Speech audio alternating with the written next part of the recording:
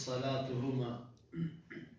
حدثنا أحمد قال حدثنا ابن وهب قال حدثنا عمرو عن عبد ربه بن سعيد عن مخرمة بن سليمان عن كريب مولى بن عباس عن ابن عباس رضي الله عنهما قال نمت عند ميمونة رضي الله عنها والنبي صلى الله عليه وسلم عندها تلك الليلة فتوضأ ثم قام يصلي فقمت عن يساره فأخذني فجعلني عن يمينه فصلى 13 ركعة ثم نام حتى نفخ وكان إذا نام نفخ ثم أتاه المؤذن فخرج فصلى ولم يتوضأ.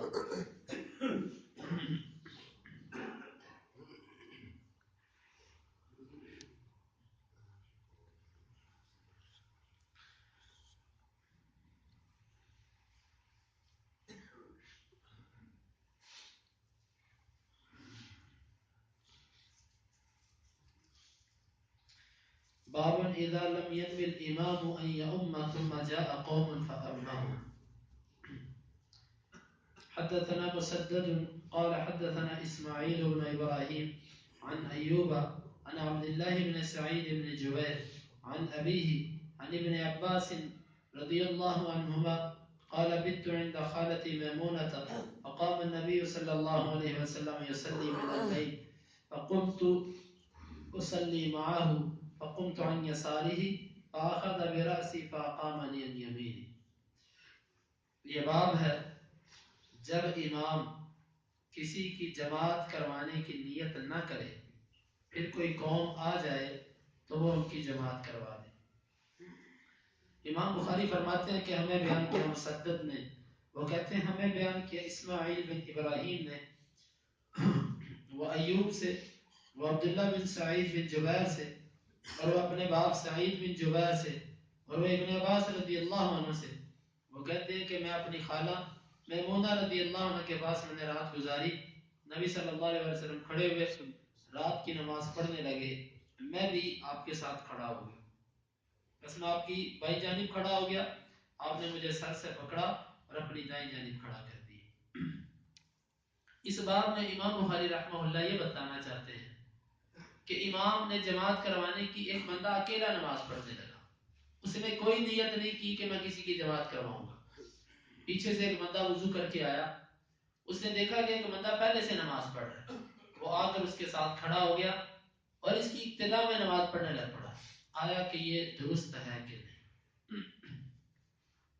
یہ مسئلہ علماء کے درمیان اختلافی ہے. کچھ لوگوں نے یہ بات کہی ہے کہ امام جو نیت کرے گا وہی نیت مقتدی کی ہوگی. یہاں پر امام نے جماعت کروانے کی نیت ہی نہیں کی تو یہ امام کیسے بن سکتا ہے. لیکن امام شافعی اور دیگر ائمہ اور امام بخاری رحمۃ اللہ علیہ کا میلان اس حدیث کی طرف ہے کہ جس سے یہ مسئلہ واضح نکلتا ہے. اب یہ حدیث اس طرح کہ نبی صلی اللہ علیہ وسلم نماز پڑھ رہے تھے, ابن عباس اٹھے, وضو کیا اور آ کر اللہ کے رسول کے ساتھ کھڑے ہو گئے. کچھ لوگ کہتے ہیں کہ یہ ابن عباس ویسے ہی اللہ کے نبی کے ساتھ آ کر کھڑے ہو گئے تھے, آپ اس کی جماعت نہیں کروا رہے. اس پر پھر اعتراض یہ ہے کہ اگر ویسے ہی ابن عباس آ کر کھڑے ہو گئے تھے تو اللہ کے نبی نے ان کو گھما کر اپنی دائیں جانب کیوں کیا؟ دائیں جانب تو مقتدی کو کھڑا کیا جاتا ہے. اگر ابن عباس ویسے ہی کھڑے تھے تو آپ کو پھر دائیں جانب لانے کی ضرورت نہیں تھی.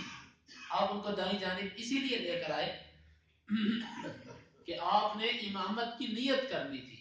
اس سے معلوم ہوا کہ نماز کے دوران نیت بدل سکتی ہے. اور اس کی ایک بڑی صریح حدیث وہ بھی ہے.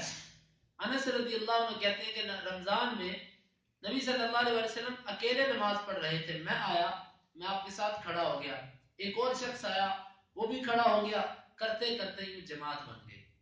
وہاں پر بھی اکیلے نماز پڑھ رہے تھے, لوگ ساتھ آ کر مل گئے. اور اسی طرح اس روایت کے اندر بھی آتا ہے کہ نبی صلی اللہ علیہ وسلم نے ایک شخص کو نماز پڑھتے ہوئے دیکھا, وہ اکیلا نماز پڑھ رہا تھا. آپ نے فرمایا کون ہے جو اس پر صدقہ کرے, یعنی کہ اس کے ساتھ مل کر نماز پڑھ لے, اس کو بھی جماعت کا اجر مل جائے. تو یہ سارے دلائل اس بات کی طرف اشارہ کرتے ہیں کہ اگر کوئی بندہ اکیلا نماز پڑھتا ہو تو باہر سے آنے والا بندہ اس کے ساتھ کھڑا ہو جائے اور وہ اپنے آپ کو امام سمجھے اور اونچی آواز سے وہ قرات شروع کر دے تو یہ جماعت درست ہے. امام بخاری رحمۃ اللہ علیہ نے یہ باب بعض لوگوں کے فقہی مسئلے کی غلطی کی طرف اشارہ کرنے کے لیے قائم کیا ہے. باقی اس حدیث پر جو مزید احکامات ہیں وہ پیچھے گزر چکے ہیں. باب اذا قبل الامام وكان للرجل حاجة فخرج وصلى. یہ باب ہے جب امام اپنی نماز لمبی کر دے اور مقتدی کو کوئی ضروری کام ہو، کوئی مجبوری ہو اس کی، بس وہ نکل جائے اور اپنی نماز پڑھ لے. امام بخاری فرماتے ہیں کہ ہمیں بیان کیا مسلم نے، وہ کہتے ہیں ہمیں بیان کیا شعبہ نے معمر سے، وہ جابر بن عبداللہ سے کہ بے شک معاذ بن جبل رضی اللہ عنہ کان یصلی مع النبی صلی اللہ علیہ وسلم، وہ نبی صلی اللہ علیہ وسلم کے ساتھ نماز پڑھا کرتے تھے. ثم يرجع فيؤم قومه، پھر وہ لوٹ جاتے اور اپنی قوم کو ان کی جماعت کرواتے. امام بخاری فرماتے ہیں کہ ہمیں بیان کیا محمد بن بشار نے، وہ کہتے ہیں ہمیں بیان کیا غندر نے، وہ کہتے ہیں ہمیں بیان کیا شعبہ نے عمر سے، وہ کہتے ہیں میں نے جابر بن عبداللہ رضی اللہ عنہ کو سنا کان معاذ بن جبل یصلی مع النبی صلی اللہ علیہ وسلم، کہ معاذ بن جبل اللہ کے نبی کے ساتھ نماز پڑھا کرتے تھے. ثم يرجع فيؤم قومه، پھر وہ لوٹ جاتے اور اپنی قوم کی جماعت کرواتے. فصلى العشاء، پس وہ نماز پڑھاتے. فقرأ بالبقرة، پس انہوں نے بقرہ کو پڑھا. فانصرف الرجل فكان معاذ يتناول منه، ایک آدمی نماز سے پھر گیا، معاذ اس پر اعتراضات کرنے لگ پڑے. فبلغ ذلك النبي صلی اللہ علیہ وسلم، یہ بات نبی صلی اللہ علیہ وسلم کو پہنچی. فقال فتان فتان فتان، آپ نے فرمایا فتنہ فتنہ فتنہ اے معاذ. ثلاث مرار، تین مرتبہ آپ نے یہ فرمایا. لفظی معنی فتان ان کا کہ تو فتنہ پیدا کرنے والا ہے. او قال فاتنا فاتنا فاتنا، یہ کہا فتنہ بنانے والے ہو، فتنہ بنانے والے ہو، فتنہ بنانے والے ہو. وامرہ بسورتین من اوسط المفصل، آپ نے اس کو مفصل میں سے دو درمیانی صورتوں کا حکم دیا، اوسط مفصل میں سے صورتوں کا حکم دیا. قال عامر کہتے ہیں لا احفظهما، مجھے وہ دو صورتیں یاد نہیں ہیں. امام بخاری کے باب کا مقصد یہ ہے، امام اگر کبھی نماز بہت لمبی کر دے اور امام کے پیچھے کوئی ایسا بندہ ہو کہ جس کی مجبوری ہو وہ لمبی نماز نہ پڑھ سکتا ہو، تو وہ بندہ نماز چھوڑ کر اپنی علیحدہ نماز پڑھ کر مسجد سے جا سکتا. پیچھے باب قائم کیا تھا اکیلا بندہ نماز پڑھتا ہو تو مقتدی آ کر اس کے ساتھ مل سکتا ہے. اب یہاں پر باب قائم کیا کہ امام کے ساتھ اگر کوئی مقتدی مل گیا نماز لمبی ہونے کی وجہ سے وہ چھوڑ سکتا ہے. لیکن یہ بات یاد رکھیے لمبی ہونے سے مراد کیا ہے؟ لمبی ہونے سے مراد فقرأ بالبقرہ، انہوں نے سورہ بقرہ پڑھی تھی. اور دوسری روایت کے اندر صراحت ہے پہلی رکعت کے اندر سورہ بقرہ جو 2.5 سپاروں کی ہے اور دوسری رکعت کے اندر سورہ نساء. اتنی لمبی نماز تھی کہ جس کے بارے میں صحابی نے کہا تھا نماز چھوڑ کر، سنن نسائی کی روایت میں آتا ہے کہ انہوں نے اپنی نماز چھوڑی اور مسجد کے کونے میں جا کر اپنی نماز پڑھی اور چلے گئے. لوگوں نے ان کو منافق کہنا شروع کر دیا کہ یہ منافق ہے جو نماز توڑ کے بھاگ گیا. یہ معاملہ نبی صلی اللہ علیہ وسلم تک پہنچا. آپ نے بلوایا، اس سے کہ اللہ کے رسول مزدور آدمی ہیں، ہم کام کرتے ہیں، رات کو تھکے آتے ہیں، اور یہ معاذ سورہ بقرہ اور سورہ نساء کی تلاوت شروع کر دیتا ہے. نبی صلی اللہ علیہ وسلم نے معاذ رضی اللہ عنہ کو بلایا، آپ نے فرمایا معاذ تو فتنہ بنائے گا، تو فتنہ بنے گا، تو فتنہ بنے گا. اس کو اللہ کے نبی نے کہا تھا کہ تو فتنہ ہے. یہ مطلب نہیں کہ آج اگر امام صاحب 2 رکوع پڑھ دیں تو کوئی بندہ کہنا شروع کر دے جی نماز لمبی ہوتی ہے. یہ مراد نہیں ہے. اس حدیث کو ذہن میں رکھیے کہ یہ سورہ بقرہ اور سورہ نساء یہ تقریباً 4 سپارے بن جاتے ہیں جو صحابی نے پڑھے تھے عشاء کے بعد. تب اللہ کے نبی نے کہا تھا ہمارے تراویح میں 4 سپارے نہیں ایک رات میں پڑھے جاتے. اس کو اللہ کے نبی نے کہا تھا کہ تم فتنہ پھیلا رہے ہو. خیر اس حدیث سے امام بخاری کی مراد یہی ہے کہ جب ایسی کوئی صورت ہو، کسی بندے کو مثال کے طور پہ دمے کی تکلیف ہے، اب اس بندے کا سانس گھٹنا شروع ہو گیا، یا کسی بندے کو کھانسی ایسی شروع ہوئی کہ بلغم پہ بلغم آئی جا رہی ہے، اس سے برداشت نہیں ہو رہا، یا کسی بندے کو کوئی ایسی تکلیف کہ جو انسان کی برداشت سے باہر ہو جائے، ایسی صورت میں وہ جائے اور اپنی وہ حاجت پوری کر کے نماز پڑھ کے اگر وہ مسجد سے چلا جاتا ہے تو اس پر کوئی حرج نہیں. ہاں ایک تندرست آدمی، ایک جوان آدمی ویسے ہی وہ کہتا ہے نماز لمبی کیوں ہوئی ہے اور اس کو اس پر غصہ آ جاتا ہے نماز لمبی کیوں ہوئی ہے، کوئی اس کا عذر نہیں ہے. کوئی اس کا نیند تو سب کو آئی ہوتی ہے، نیند تو کوئی عذر نہیں ہے. ایسا اگر اس کو وہ کرتا ہے تو یہ بندہ اللہ کو جواب دے ہے اس بات کا. لیکن اگر اس کا کوئی عذر تھا، بیماری تھی، تکلیف تھی، اس وجہ سے وہ نماز چھوڑ کے پیچھے چلا گیا اور اپنی نماز پڑھ کے وہ مسجد سے نکل گیا، اس بندے پر کوئی فتویٰ نہیں لگایا جا سکتا. یہ امام بخاری کے باب باندھنے کا مقصد. اب اس حدیث سے چند باتیں معلوم ہوئی. ایک بات تو یہ ہے کہ اتنی لمبی جماعت کروانا کہ اس سے مقتدی کو تکلیف پہنچے، یہ جائز نہیں ہے. یہ جائز نہیں ہے. نبی صلی اللہ علیہ وسلم نے فرمایا کہ فقتدی باضعفہم، آپ نے جس کو امام بنایا اس کو یہ نصیحت کی کہ تو اپنے سے سب سے جو کمزور بندہ ہے نا اس کی پیروی کر، مطلب کمزور بندوں کو لے کے چل. دیکھو ایک ہوتی ہے جسم کی کمزوری، ایک ہوتی ہے ہمت کی کمزوری. ہمارے ہاں جسموں کی کمزوری نہیں ہے، ہمارے ہاں ہمتوں کی کمزوری. ہمتیں کمزور ہو چکی ہیں، جسم بڑے مضبوط ہیں. حقیقت بات ہے جو خوراکیں ہم کھاتے ہیں یہ پہلے لوگوں کو میسر نہیں تھی. آپ شاید کہتے ہو کہ وہ دیسی خوراک کھاتے تھے، ٹھیک ہے، لیکن جو نعمتیں اللہ تعالیٰ نے اس دور میں ہمیں عطا کر دی ہیں یہ نعمتیں پہلے نہیں تھی. خوراک کی فراوانی جس طریقے سے آج کے دور میں ہے یہ اس سے پہلے کبھی بھی نہیں تھی. تو بہرحال یہ ہمارے ہاں جسم کی کمزوری بہت کم ہے. شاید کوئی بزرگ ہوں گے جن کو یہ تھوڑا سا مسئلہ ہوگا، مگر نہ جسمانی کمزوری ہمارے ہاں نہیں ہے، صرف ہمتوں کی کمزوری ہے.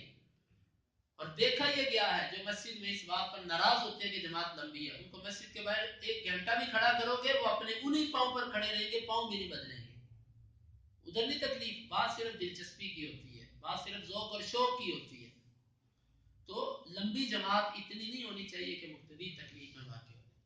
دوسری بات کہ نفل پڑھنے والے کے پیچھے فرض نماز ہو جاتی ہے.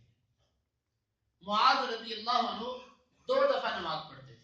ایک دفعہ نبی صلی اللہ علیہ وسلم کے پیچھے نماز پڑھتے اور پھر اپنی قوم بنو سلمہ کے پاس آتے اور آ کر ان کو خود نفل پڑھتے اور قوم کو عشاء کی فرض نماز پڑھاتے.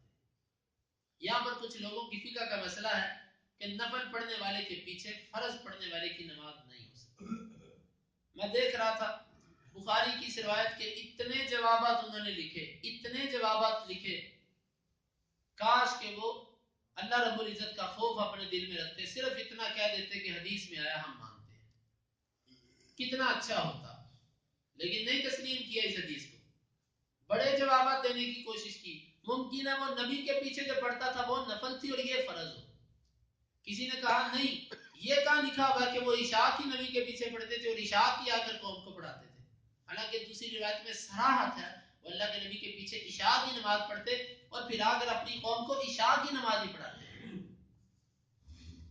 تو یہ حدیث ہمارے لیے دلیل ہے ایک امام اگر نفل پڑھ رہا ہو مقتدی اس کے پیچھے فرض نماز پڑھ سکتا ہے.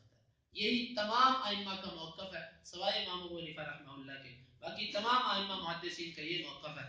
حدیث بھی اسی چیز کی کو تقویت پہنچاتی ہے کہ امام اگر نفل بھی پڑھتا اس کے پیچھے نماز ہو جاتی ہے. تو یہ مسئلہ نکلا کہاں سے؟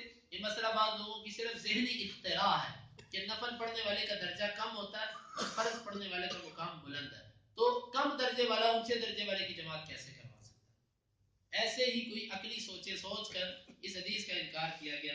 تو ہمیں یہ معلوم ہوتا ہے کہ عشاء کی نماز یا کوئی بھی نماز اگر کوئی دوبارہ کسی کو بطور نفل پڑھنا چاہے، کسی کے ساتھ پڑھانا چاہے تو پڑھا سکتا ہے. اس کی ابتدا میں بھی نماز ہو جاتی ہے اور اس کی اپنی بھی ہو جاتی ہے. اس حدیث کی کچھ مزید تشریح انشاءاللہ وہ کل کے درس میں آئے گی. اللہ رب العزت سے دعا ہے کہ اللہ تعالیٰ کتاب و سنت کو سمجھنے کی اور اس پر عمل کی توفیق عطا فرمائے. اللهم انفعنا بما علمتنا وعلمنا ما ينفعنا وزدنا علما. اللهم اقسم لنا من خشيتك ما تحول به بيننا وبين معصيتك، ومن طاعتك ما تبلغنا به جنتك، ومن اليقين ما تهون به علينا مصائب الدنيا.